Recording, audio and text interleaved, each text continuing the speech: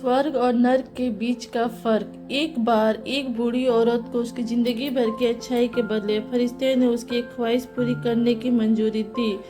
उस बूढ़ी औरत ने फरिश्ते से कहा कि मैं मरने से पहले एक बार स्वर्ग और नर्क दोनों की यात्रा करना चाहती हूँ।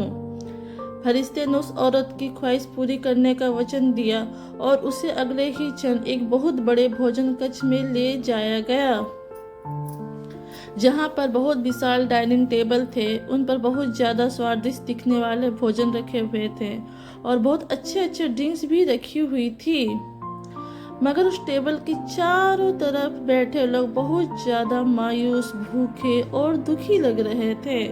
उस औरत ने देखा कि उन सभी लोगों के हाथों पर कोहनी तक लंबी लंबी चम्मच बंधी हुई है। वह लोग जब भी उस चम्मच से खाना उठाकर अपने मुंह के तक ले जाने का प्रयास करते तो उनकी कोहनी मुड़ नहीं पाती और खाना उनके मुंह तक कभी नहीं पहुंच पाता। बूढ़ी औरत ने फरिश्ते से पूछा, क्या यह नर्क है? फरिश्ते ने कहा, हाँ। औरत ने तुरंत कहा, मुझे यहाँ से दूर ले चलो, और अगले ही क्षण उस बूढ़ी औरत को एक भोजन कक्ष में ले गया। उसी भोजन कक्ष में जहाँ पर बड़े बड़े डाइनिंग टेबल थे, बहुत स्वादिष्ट दिखने वाले भोजन और अच्छे अच्छे ड्रिंक्स टेबल पर सजाई गई थी।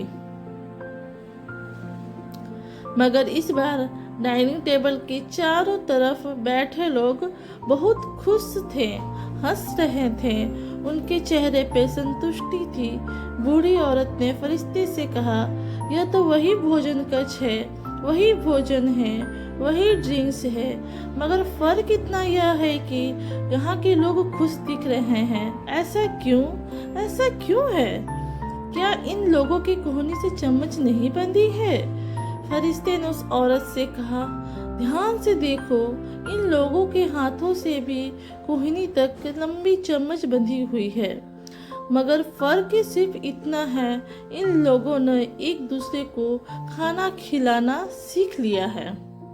दोस्तों, इस छोटी सी कहानी की तरह ही हम चाहे तो हमारे जीवन में इसी पृथ्वी पर ही नर्क या स्वर्ग दोनों अनुभव कर सकते हैं।